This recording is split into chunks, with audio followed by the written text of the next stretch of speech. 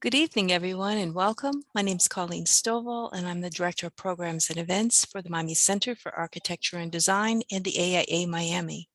We're really glad you're here with us tonight. I just have a few quick slides about upcoming events here at the Miami Center for Architecture and Design. We have, of course, tonight's event with Dr. John Endicott. We are just finishing up the exhibit of Best of Designs from AIA Miami's award-winning designers from last year. We have a book talk on Cuban modernism coming up next week. And our gala for AIA Miami is happening on the 29th, so tickets are available now, and feel free to join the celebration. We have a new exhibit coming in from the European Cultural Commission on Time, Space, and Existence that goes in on November 4th, and look for more information on that. And you can look at the adorable bunny while I talk about Give Miami Day, which is our fundraising day for the Miami Center for Architecture and Design. That's coming up mid-November. So that's all I have with that. Please turn off your microphones and keep your video off. If you have questions, please put them in the chat here, and we will get to them at the towards the end of the program. And with that, I would like to introduce Tim Blair from AECOM, a board member of MCAD, and we're glad to have you with us tonight, Tim. Well, good evening. Thanks to everyone for joining us for our book talk. I'm very excited to have Dr. Endicott do a presentation of underground cities, new frontiers, and urban living. Dr. Endicott is an AECOM Fellow and an Executive Director at AECOM Asia, Hong Kong, with responsibility for ground engineering throughout the Asia and Pacific region. John started to work for Montreal, a legacy company of AECOM, in 1970, and he has worked in ground engineering, tunnels, slopes, foundations, reclamation, and deep basements at Montreal in the United Kingdom and in Hong Kong since 1975, and Dames and Moore, 1982 to 1990. Notable is his work on the design of underground structures, including pioneering numerical analysis of soil structure interaction that has included involvement with over 100 underground railway stations and as many tunnels for many purposes. He has recently authored a book on deep excavations in soil. John received a first-class degree in engineering in 1967, followed by a PhD in 1971 at Cambridge University. He's registered as a geotechnical engineer and as a structural engineer. He's an adjunct professor at the University of Hong Kong and at Hong Kong University of Science and Technology. His professional interests are widely spread in all aspects of ground engineering. He's published over 50 papers in journals and at conferences. He was a member of the International Panel of Experts for the Urban Renewal Authority of Singapore, advising on underground development, and has been a member of the Town Planning Board in Hong Kong. John was recently honored as a fellow commoner at St. Catherine's College, Cambridge. An AECOM colleague, and thank you very much, Dr. Endicott. We look forward to your presentation. Thank you, Tim. And I will take over the screen. Oops, it's not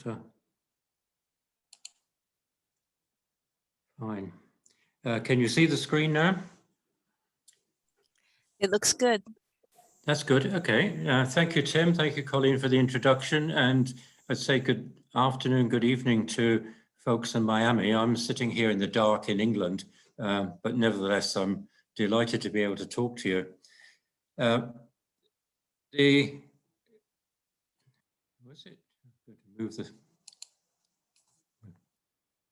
Sorry, I'm not used to Zoom, I'm used to Teams. We mentioned a book about underground space. Actually, it's a book which introduces the topic of underground space. I'm only going to use some of the material from the book. It's not a selling point, but the book, if you're interested, follows through the progress of urban planning and urban development from quite a long time ago, up to the present day, and it looks towards the future as well. And the part of the future that I'm interested in is the development below ground space, which I think is perhaps strange to a lot of folks in Florida, because you've got, as I understand, plenty of room space above ground. Of course, underground space is not new, and cities below ground have been excavated where the rock was exposed near the surface and readily easy to mine, but at the same time fairly stable. And historical records going back 2,000 or 3,000 or 4,000 years exist. And some of them can actually be very interesting. These are from Cappadocia in Central Europe. And it's sort of cut out of a fairly soft gabbro, which is fairly easy to cut, as I said, but it's relatively strong. And people have made their homes there, or their or their fortresses, or their palaces, and they make very interesting places to go on holiday. But that's just setting a scene. But in looking at big cities, what are they about? Because in effect, they provide housing, reliable utilities.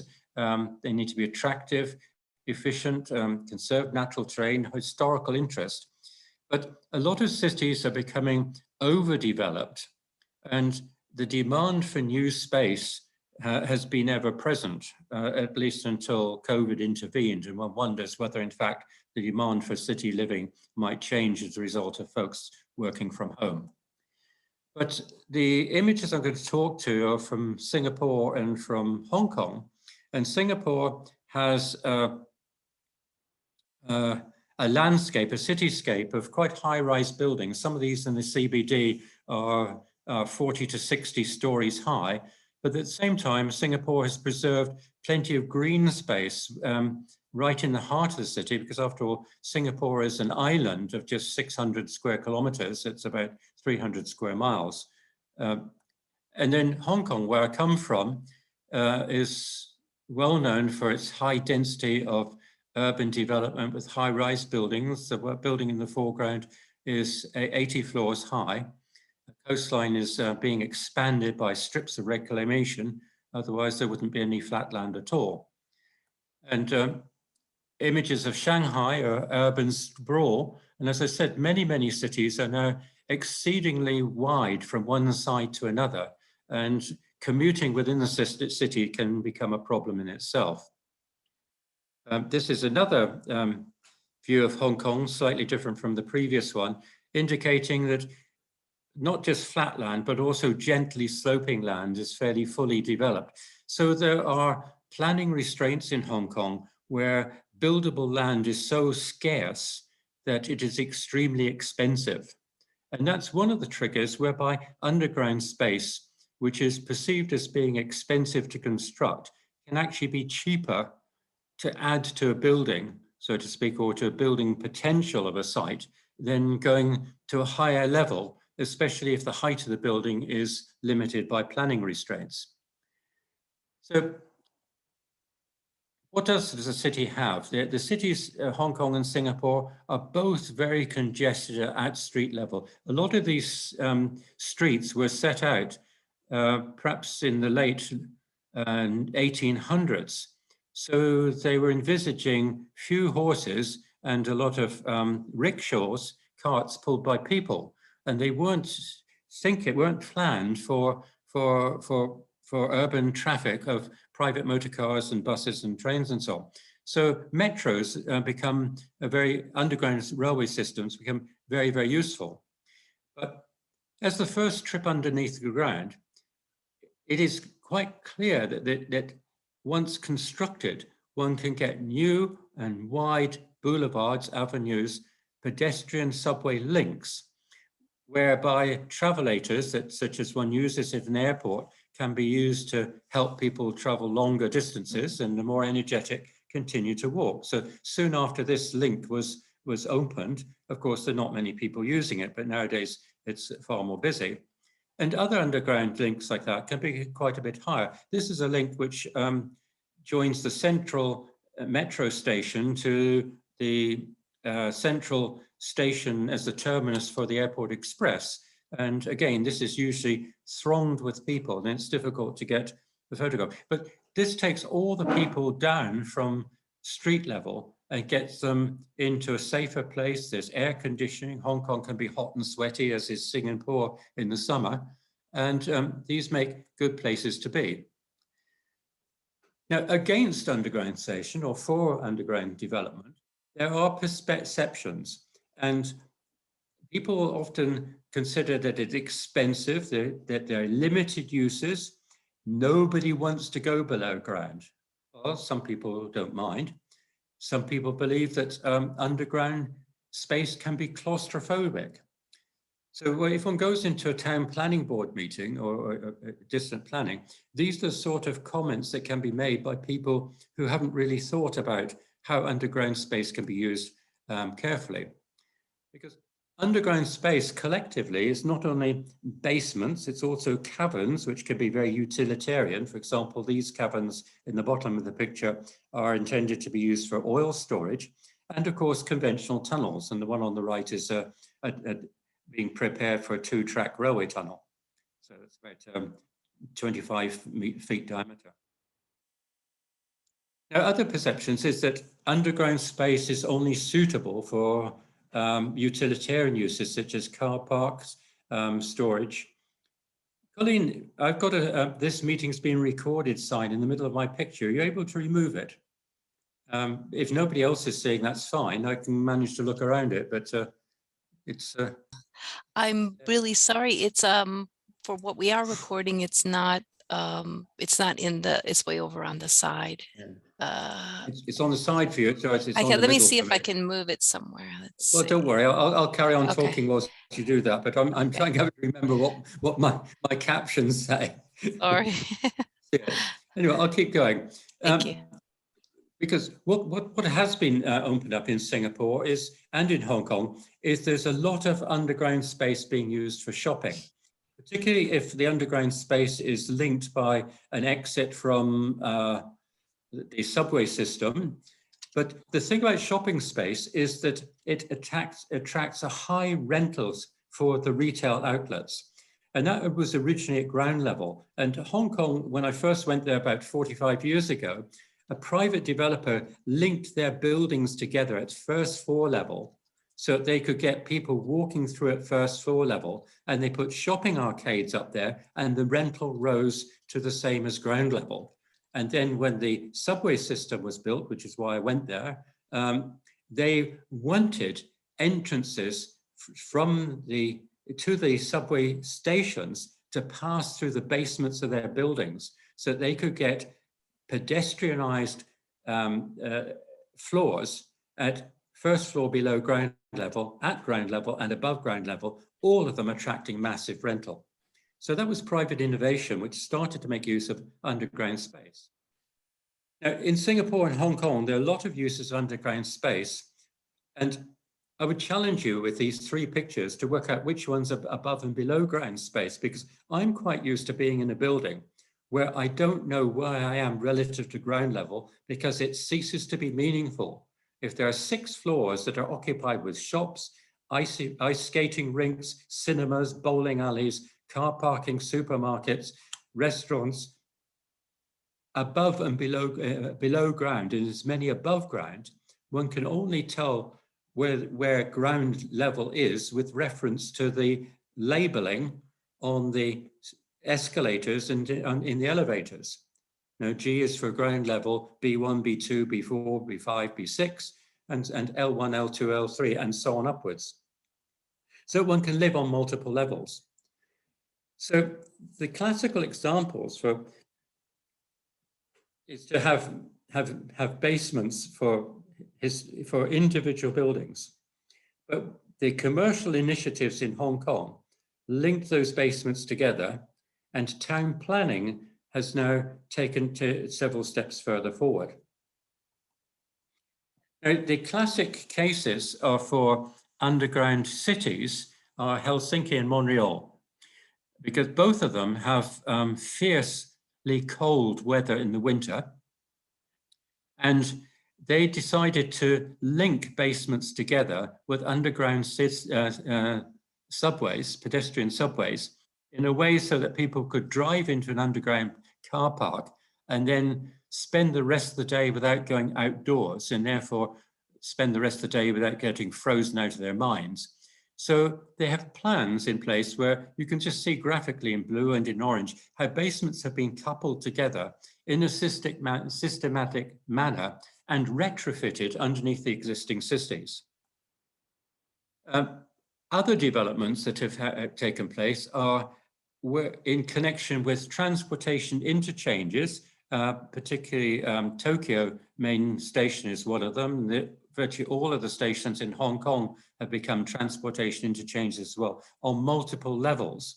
So the new high-speed rail terminus in Hong Kong goes down 30 meters, 100 feet, which is 6 floors of very large floors. So the high-speed rail goes not only through customs and immigration, it goes into a taxi area, a bus area, as well as various other facilities as well ground. And the next point that I would address is utilities. And this is a classic photograph of Wall Street in 1917.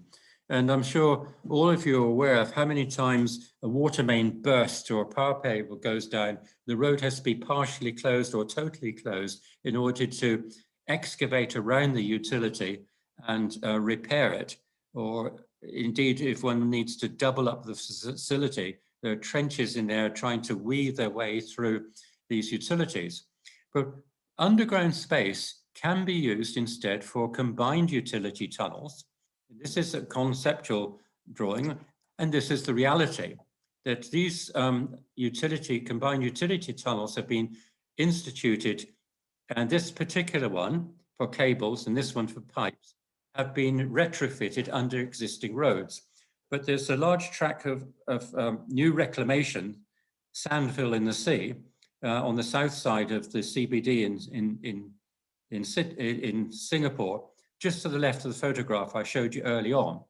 And the master planning there requires that all the utilities are built before the roads are built on top of them.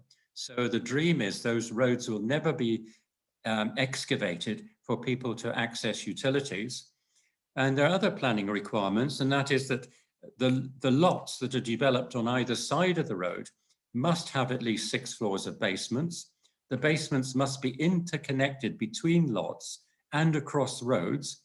Usually a lot only builds a subway halfway across the road, or even a whole shopping mall for the whole length of the road. The whole of the frontage of the building goes continuously underneath the road, or halfway underneath the road to meet the other half from the lot on the other side.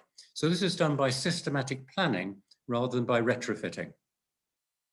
So that what one can see, and it very soon, is that this is a very early BIM model, just showing some of the shallow utilities and some of the underground spaces that can be linked together.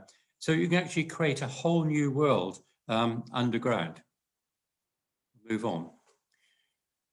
Because I've got a lot of ground to cover. Essentially, I'm sowing seeds. I'm scattering them far and wide just to capture your imagination. And a lot of things that you don't have. I just heard on the lead up to this presentation, Colleen and Tim were telling me that you have some tunnels in Florida, but it's in waterlogged ground. To me, waterlogged ground is not a problem. The problems in tunneling come from other directions. But Hong Kong has got some low-lying lands, and there's about 30 miles of sewer tunnels, 100 meters, that's 330 feet below the harbour. And one had a major arbitration because of inflowing water, but that was a contractual dispute. But the second half was built ahead of time and within budget, as they say, without any significant leaks. So tunnels traditionally be used for railways, and this is a single track tunnel. The rail actually is the contractor's tunnel for hauling his equipment in and out. But this tunnel actually is in granite in Hong Kong, and it is not lined. A lot of people seeing this picture think that it's a concrete lined tunnel, but this is just the way that a tunnel boring machine has cut the rock and left an absolutely smooth bore, which doesn't need a lining, because the rock is stronger than concrete, and a circular hole in the ground is largely under compression and not under tension. So it doesn't need steel reinforcement in the way that concrete would be able to provide. So in good rock, tunnels can be, don't need support, and that can apply to fairly large spans. This is a twin track tunnel, so this is about 30 feet wide. And although the rock is jagged as the result of drill and blast, it's intrinsically stable. And where there are variations of loose rock, then they can be bolted in place.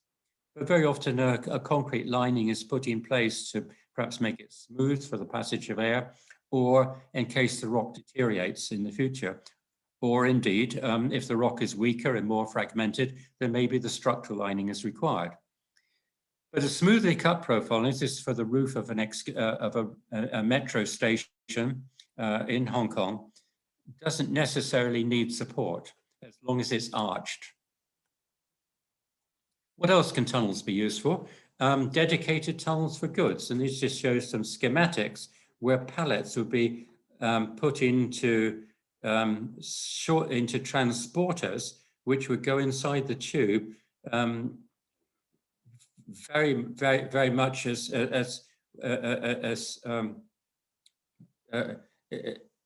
well, in fact, there were vacuum tubes of this type were developed in Victorian times. They're not new in concept, and whether one puts passengers inside them or freight.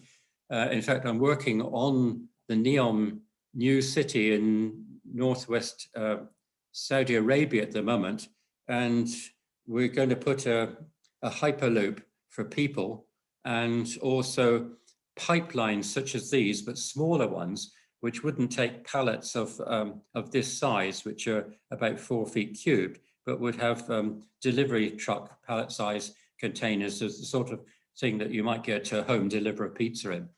And this means that you can deliver goods without going on road. You don't need a heavy rail, and you can travel fast in many directions. And of course, automated transportation, this is one from a container port, but nevertheless, these can be automated below ground. They can be used in underground storehouses as well.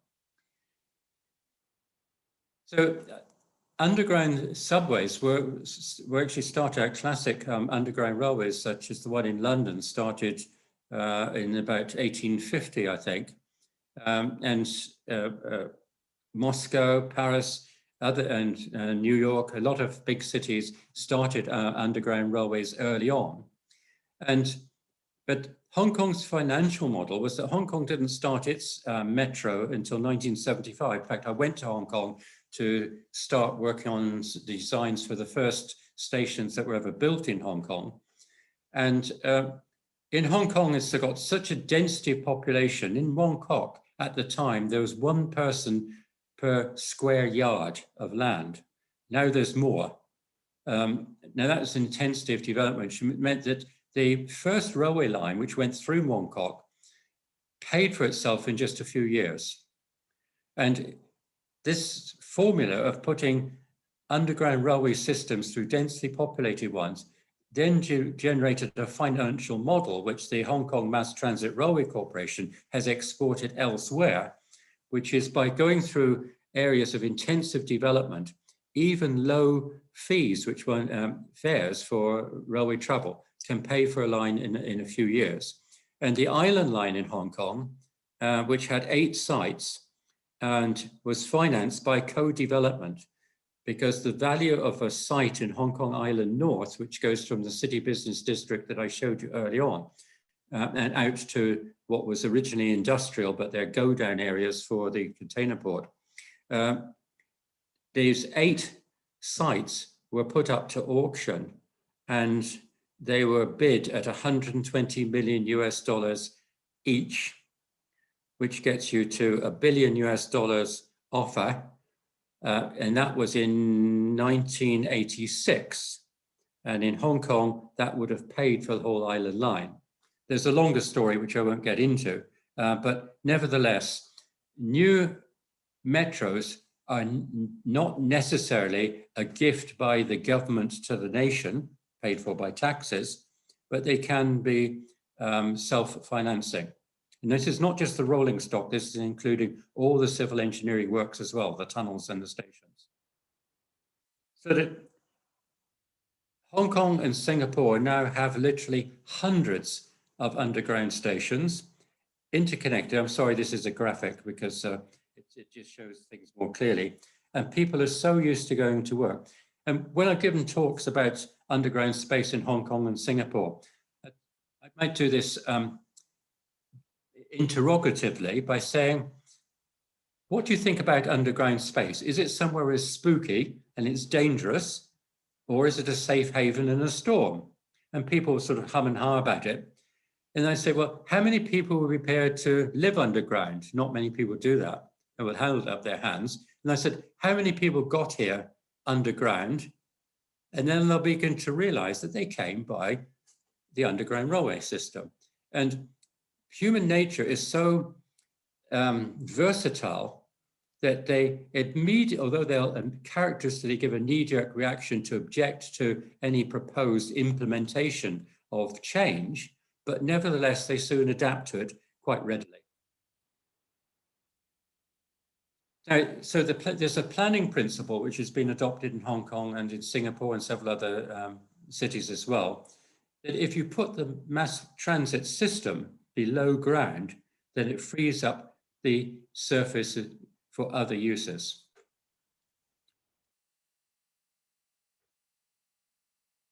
So what I've mentioned before was that Hong Kong has actually progressively developed, and I've got a small link in below, and with my pointer I can show this is one underground railway station with an east-west line here. Here's another one with a north-south line in between.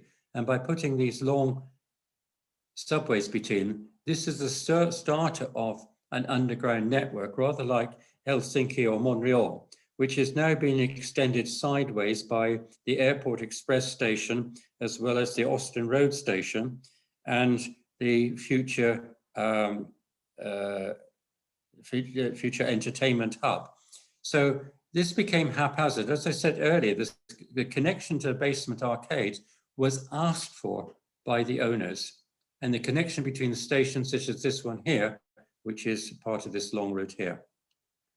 So those are the links that go below ground.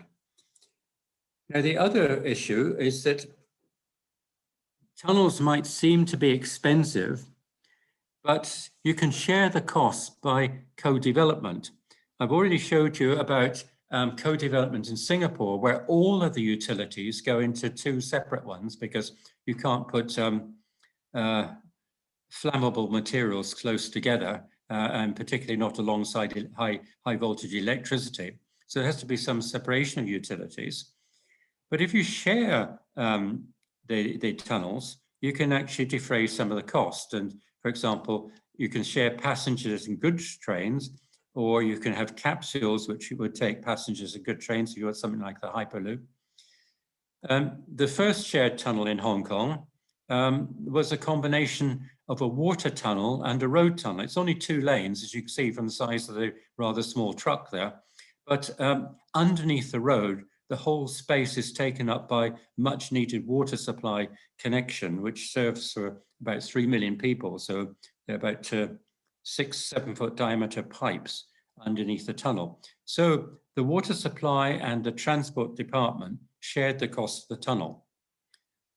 And this is an example in Shanghai, a tunnel to Pudong, where it wasn't just a double deck for 3 lanes of road traffic, but there's some unused and plenty of space around the perimeter, racks for plenty of cables and so on. But there's some space down here and down here, which wouldn't have been used very much. This was used for air decks, but this one in particular, if we looked at it, was modified slightly, and it was big enough to accommodate a single track rail tunnel and utilities on either side. This single track rail tunnel was introduced to the tunnel after the contract had been let, and it meant an increase in the value of the contract for construction, but it gave a great increase in utilization of the space that was necessary, because this is an example of very soft ground. The mud in Shanghai, it's a great river, the Huanghe, and well below the water table. And large tunnel boring machines like this, which are totally sealed no water and no soil comes into them unless something goes wrong. That's another story. But many, many tunnels of this size. This, I think, is 12 meters, which is 40 feet, isn't it? Nearly 39 feet.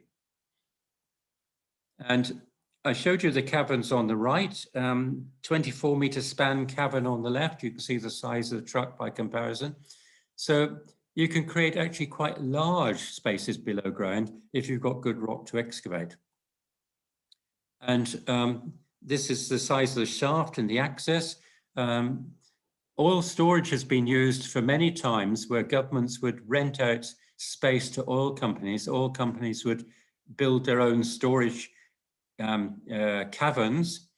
But in Singapore, they've taken the initiative of the government has built the caverns and is renting out the space because Singapore has a refiner, a very large refinery. So large volumes of crude and also processed hydrocarbons pass through Singapore, the refinery, and the storage can be hired on a per unit basis. And that's rather fun. That's a shaft down to the caverns that's lined with steel temporarily. Just a nice picture. So this gives you the size of the Jurong rock caverns, and it's worth just notifying them. I'm sorry that they're imperial unit in metric units, but I've been translating quickly. 20 meters across the bottom, I think, is about 64 feet, and 150 meters below seabed is about 500 feet, 150 meters. So the storage per cavern is about the same size as 64 Olympic-sized swimming pools. That's 50-meter pools. Now, in the States, in places of limestone, some abandoned limestone work in Kansas have been refitted for storage. It's quite dry. Storage is quite large. You get row-going trucks going through these caverns. I've got another picture which I didn't find here, where a truck with two 40-foot containers on it goes across the picture. But this is a matter of using space that's already there, that's up for rental, up for reuse, and dry goods storage. Now, rock cavern development for utilities, rock caverns can be quite large. And in Hong Kong, because, as you can see, this hillside goes up straight from the harbour, refuse collection is a problem. So refuse collection centre, where refuse is collected around the city in trucks, it's taken to this centre, it's then compacted into barges to go to, for the longer distance haul to get it out of the city into the landfill, is all done underground. And all you can see is the head building here and the barges that are taking compacted waste, compacted refuse. This is the explosives magazines. All the explosives are controlled by government in Hong Kong. And this is a saltwater reservoir with a visiting party. And this one is a sewage treatment works, which is below ground. This is a sewage treatment works. It's a relatively small one. It's for a small residential area of 35,000 population. So there's just 2 tanks for this with open tank processing. But the concept has been developed to replace this one. And this is close to our AECOM offices. In fact, this is sewage treatment works which are built for 1 million people of Sha Tin and Ma and San. And you can see it's got open tanks. And this is land which has been formed by filling in an estuary. The AECOM office is way off the top of the picture there somewhere. And I live over here somewhere, or I do when I'm in Hong Kong. Anyway, this is out of date and it needed updating and refining. And you can see there's no land area to build a new one on. And you can't destroy this one because there's 1 million people living there who need work. So the idea was developed, which is to take it and to build a new one underneath the adjacent hill mountain. It's about, that one's about 1,000 feet high. So this is quite a big undertaking, but it's quite a nice idea. And what will happen at the end of the day is there'll simply be an adit in there, an excess in there, and the sewage treatment works will not be seen. And this is one for Singapore, planning for an underground IT center and warehousing where heavy goods vehicles, articulated trucks with containers on them, need to go down ramps to be able to get low enough to the ground floor of the facility. Now, Sydney Sandstone is quite an interesting one because it's flat bedded and it doesn't need an arch. You can have a flat roof. It was laid down as a sediment horizontally and it hasn't been shifted. And it's so reliable and it's quite strong that you can have quite wide spans which are unsupported. When the slabs of rock are thin because there's some weak planes, then the roof has to be bolted upwards. But this makes for quite a lot of tunnels going through Sydney, Australia. And the idea is to put a new opera house below, I think it's called Macquarie Park up here, with 4,000 seats, and this is the existing concert hall.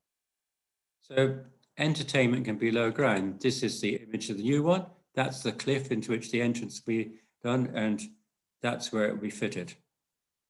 So, you know, some plans are quite imaginative. You might well have seen travel brochures for going to exotic places where hotels, niche, expensive hotels, you can sleep a night in the cave, walk out onto a balcony and look into an unsport landscape. There's a few of those being built near where I'm working in Arabia at the moment. This one is in Australia at an opal mine where the opal-bearing rock is fairly soft so it can be cut, but it's strong enough that it is self-supporting over restaurant-sized rooms or snooker rooms for that reason. Snooker rooms are fairly small. Other possibilities below ground is to grow things.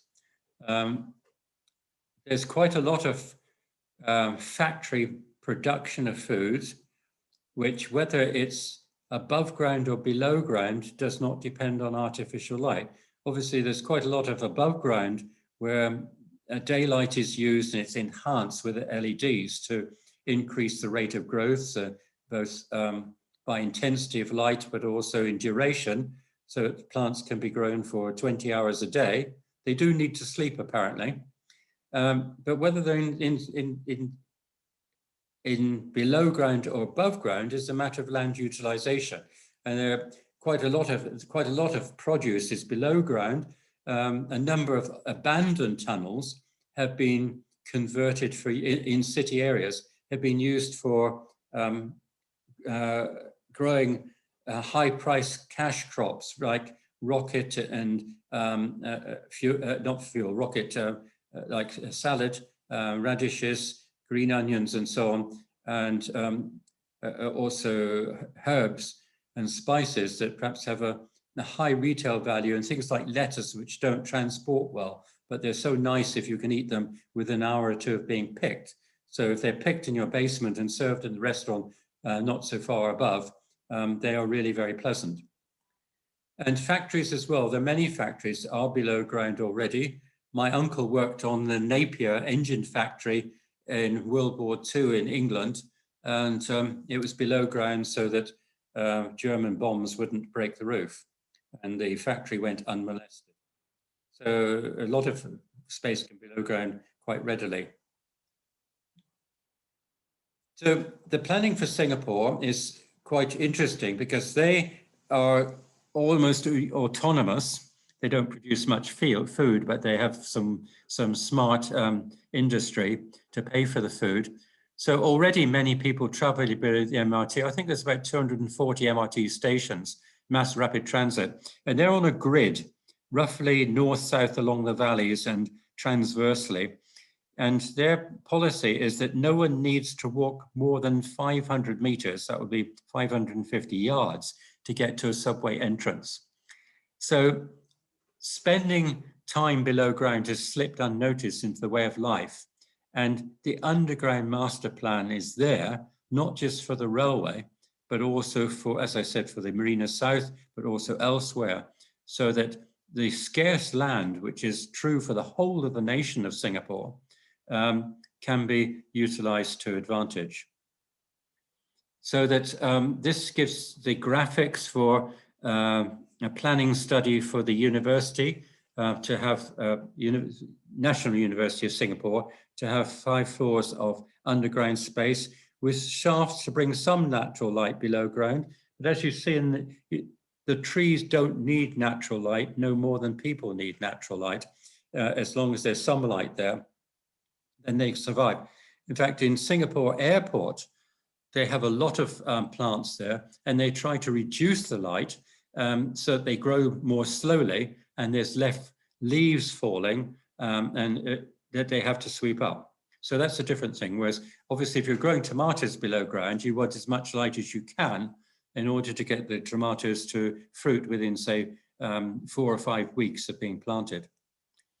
So other opportunities in Singapore, I've shown you the oil storage in below ground, and the integrated shopping mall at Ion Basement with an orchard, which is a popular night venue. This is the IT center and warehouse that I talked about. The yellow lines are the caverns, the green lines are the underground roads, and the purple or the cyclamen colored lines are the main routes in and out. In order to get container trucks down and to have ease of passage and room for breakdown, those magenta, cyclamen, pink colored roadways are quite big. And they're big enough, actually, that they could be used with traffic, have traffic capacity for 4 more developments of this size. In other words, the traffic capacity of the 2-lane roads is 5 times the needs for this facility. So the plans are to extend the planning here, so adjacent lots would be redeveloped or freshly developed, because Singapore has quite a bit of open space still, because the investment in those road access can be utilized for further developments underground. So Singapore has got a lot of studies like this for city block development for specific purposes. In fact, there's more than this. They're proposing automated freight from the container ports into warehouses underground, and a similar system from the smaller units that come off aeroplanes. So that's the spiral ramp that goes down for cars. And this is, again, and it's another shopping mall, which is well below ground. And the Marina South Centre area that I talked about earlier, where they require the basements to be interconnected, some of the subways have already been constructed, such as this one, underneath the wider boulevards, the wide streets. So to get a kickstart on underground space. So there's a whole new city going along there. I like to think in terms of urban planning. If you think of a long time ago where a settlement might be where a bridge crosses a river, and then the urban development was radially from that crossing point. So I think that is linear development, in other words, one-dimensional. And then some of the redevelopment, like the center of Paris or the whole of Taipei city, where there are, like Manhattan Island for that matter, where there are north-south streets or avenues, and there are east-west streets or avenues, set out in 2 dimensions. So that's 1-dimension, 2-dimension planning. And then Hong Kong and a lot of other cities like Shanghai, I refer to as 2.5-dimensional planning, because the 3rd dimension is only half utilized by going upwards. My belief is that the future planning for cities, as in Singapore, which is ahead of Hong Kong does its below planning in a more haphazard manner, but Singapore is very systematic in filling in the other half dimension, which goes vertically downwards, so that it becomes a truly 3-dimensional city. And for part of Jurong, there's a suggestion next to the Nanyang Technical University that they would have not a groundscaper, which is a massive building below ground, but a suspended walkway, so that ground surface as such gets forgotten in hilly terrain, but the suspended concourse externally becomes, if you like, the new horizon, where people can walk or bike ride or scooter or whatever at an open air level, exposed to the sun, exposed to the light, but underneath it are successive floors which appear to be basements, but they've actually been built as structure above the original ground level. And then there'll be excavations below there. Because actually in physical terms, if a building above ground level costs $1 a square foot, theoretically, euphemistically, whatever, a unit of currency per square foot. Basements are typically 3, and deep basements could be 10. But that's just the building cost without the land cost and without the opportunity cost. Because in most big cities which are already congested, there is no space at ground level. Now, if you want to build, well, Central Park is there in Manhattan, but if you want a second Central Park, you have to buy up an awful lot of real estate in order to be able to, and knock it down in order to do so. So the drivers to go below ground, how are we doing for time? Whoa, 45 minutes. I'm going to finish in a few minutes, just in case you're wondering where I'm going. So Helsinki and Montreal were developed because it's very cold. Hong Kong and Singapore are developed because it's very hot. And then connection to transportation, connection to MRT has given a reason why people who do something below ground, such as move around, mobility, also can do shopping or recreation or go to restaurants or whatever below ground. So basements have been connected to MRTs. And then Norway, which I haven't mentioned before, has done a lot of mining in rock because of the cold weather. And they can mine in cold weather cheaply, and they can sell the rock as aggregates for concrete. And the rock can be crushed below ground. It can be mixed with cement below ground, and warm truckloads of ready mixed concrete can emerge from a cavern, so that some of their caverns have been mined as a result of a mining contractor paying to be able to crush the rock and sell it. And this is one example. It's a 50-meter swimming pool. This is actually in Helsinki in Finland. All right, Scandinavia, it's done the same trick. Where the rock is good, it can be sold, as long as it's produced at the right time and in the right place. And this is Jovik, which is perhaps one of the largest spans. Olympic Stadium in Norway. I can't remember the year for it, but it's 90 meters long. That's 300 feet long, 61 meters wide. That's 200 and something feet wide. And it was therefore an Olympic ice stadium with seats around it. And the hall is now used for a rock concert as well.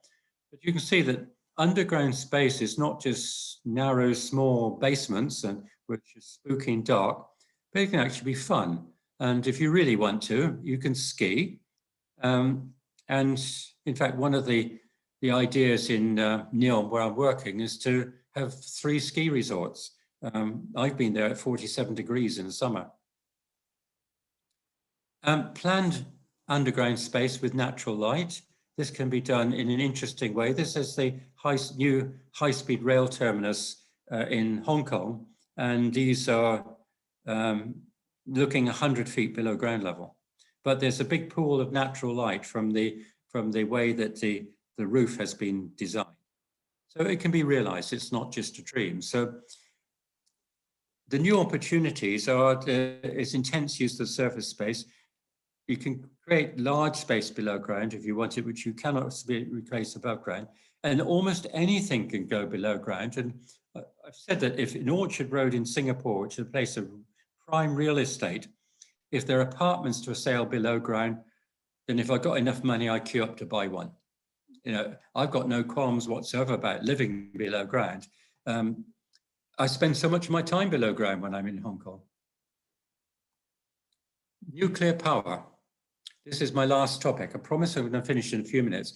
Chernobyl was a disaster, and Fukushima was a disaster for above ground nuclear plants. So can you see what I'm getting at? Above ground? They had to be encapsulated, which took ages and lots of concrete using robots because there was too much radiation spilt around those 2 areas. If you go to small modular nuclear reactors, if they blow up, they aren't so big and they aren't so devastating. And they're less prone to attack because you have more of them. And they can be very small indeed. And I asked you to remember the dimension of those Jurong oil caverns. They would get lost inside an oil cavern.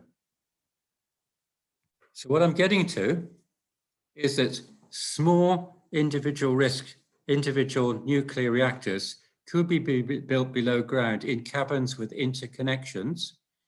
And if one of them melts down, it would melt the rock around it. And of course, there'd be a thermal gradient. The high temperature of the meltdown would dissipate with distance, and so would the pressure. And it would be contained in molten rock, which sets like glass. I think perhaps that's 100 years ahead. Underground nuclear power stations, which are allowed to melt down. But what is good is that Singapore has a public awareness program, and I'll accelerate through this. They just have these schemes. They do a lot of public displays, interactive displays for people to experience being lower ground. And Singapore and Hong Kong have both done extensive studies in the use of underground space and how to go ahead with it. And don't forget that that underground space can be an art form. Narcissus Quagliata did this Art Deco ceiling for the central concourse of Kaohsiung, Taiwan Underground Railway Station. And people use this space for weddings, for rock concerts. They walk through it going to work. It's fantastic. And that's the end.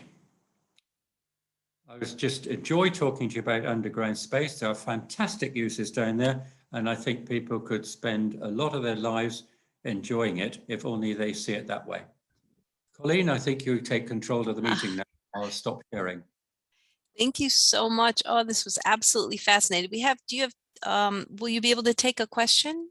We have some people asking about, they're asking about bringing, how difficult it was to bring natural light into these deep underground spaces. Is that feasible, or do you think the artificial light does the job? I gave you some examples, shafts of light.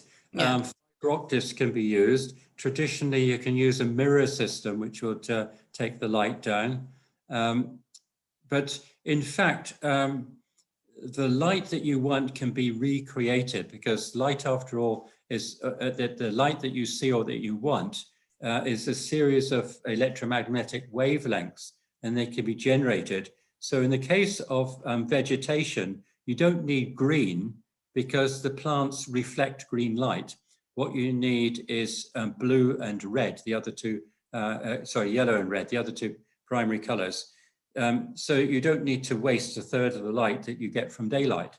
Whereas people do like the whole spectrum, and there are enough medical physiological studies to indicate that that natural light can be recreated if you want to. It is a mindset. People say they want it.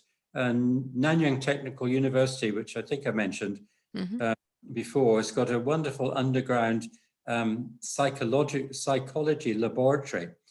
One where you enter from above and one where you enter from below, because it's in the middle of a hill. And the people who enter from below think they're in a high-rise laboratory. People who enter from above and go down through a staircase past utilities think they're in a basement. So the psychology of people is another matter. Sorry, I've just got away from light. Yes, light question. And you can do wonderful things with light. I didn't show it to you.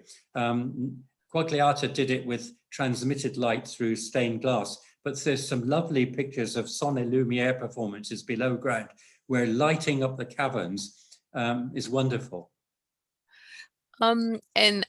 Just kind of as a last word, we only have a few more minutes. I want to revisit a question that I did ask you, and it's a personal one of if you feel optimistic about mankind's future underground. I mean, our existence on the land that was given to us. So do you feel optimistic about it? Well, I think that given the way that a lot of Asian cities have developed over the last 50 years since I've been involved in working in that area, there's so many cities that are mega cities with 60 million people now. That's twice the population of Saudi Arabia. That the density of use is such that going higher and higher has its disadvantage. Now, if a 60-story building is on fire, where would you like to be? The answer is nowhere near it.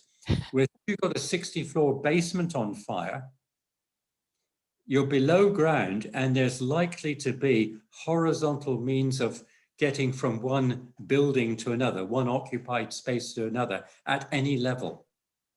Whereas you can't get a firefighter who's got a ladder that will go up 60 floors. So I think there are positive aspects below ground. I think it's inevitable a lot more work will be done below ground in some cities, but not in others. And I think there's always the opportunity, as in Neom, where I'm working now, of doing the fantastic, the hotels that are being carved out of the hillside or whatever. But those are flights of fancy for the very rich people. I think the majority of the people in the world are not going to be that wealthy. They want places where they can live. They want places where they can go shopping, where they can play, where they can go to school, where they can go to hospitals and so on. And all of these functions can be below ground. And if the price of ground at the surface is so high that they can't afford to put them there, I think it's inevitable that they'll be mined out, whether it's sludgy mud like in Shanghai or it's in hard sandstone like Sydney. The engineering is there to be able to do it. Mm-hmm. Well, thank you so much for sharing your time and your life's work and your passion with us. This is a fascinating topic and we really appreciate it. And as you saw, we are recording this and I will make this recording available to everyone watching. And again, thank you so much for joining us, everyone. And Tim, thank you for helping make this possible. And have a good evening. Sorry we kept you up so late. Not a problem. As you gather, I enjoy talking to people and sharing these ideas.